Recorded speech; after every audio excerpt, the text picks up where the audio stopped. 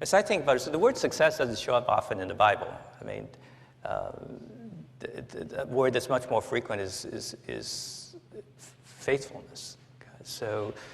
And there's good reasons for that. When we measure success, it's mostly based on visible things, tangible things, right?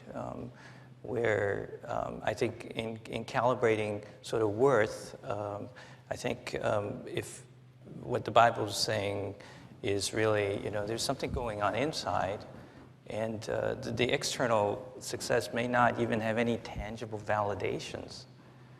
So I think that when I look at success, I think in terms of what I'm called to do with the things that I have been given. So here are a few examples of things that are, just a couple years ago, I was asked to give a talk at the Asian American leadership dinner for Chinese, for Asian Americans in Stanford. So I told them, so over time I learned three things. One is human beings have intrinsic value. Intrinsic value is not functional value. Functional value is how useful someone is to you. And intrinsic value is not commercial value. It's not the price of things, whether it's, a slave or whatever. It's just value because they're in the image of God. So tell them it's intrinsic value. Number two, the pursuit of happiness cannot be separated from the pursuit of virtue. Okay? If you try to be happy without trying to wrestle with this deeper question of what it means to be good, then you're going to find yourself in a very selfish corner in which you have neither. Okay?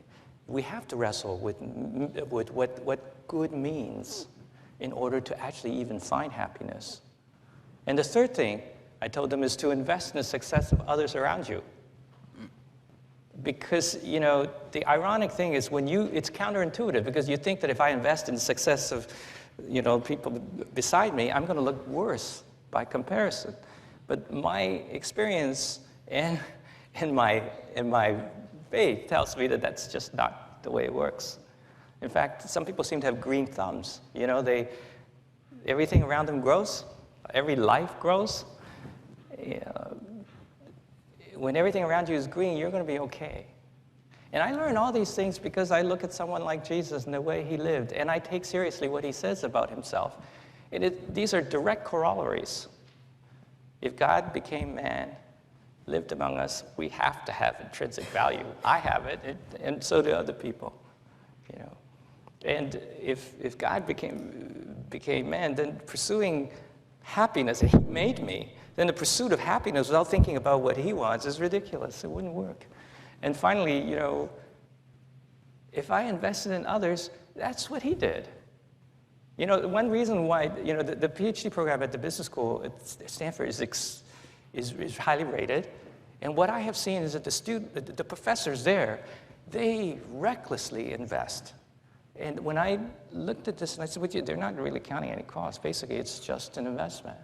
They just keep going. And after a while, it's just a legacy. And to me, when you first do that, and you start counting cost, you won't get to that equilibrium, because the cost is so overwhelming. The equilibrium is beyond reach. But when you actually have just a little bit of faith, and you say to yourself, this is going to work out because this is the right thing to do, whether it works out or not.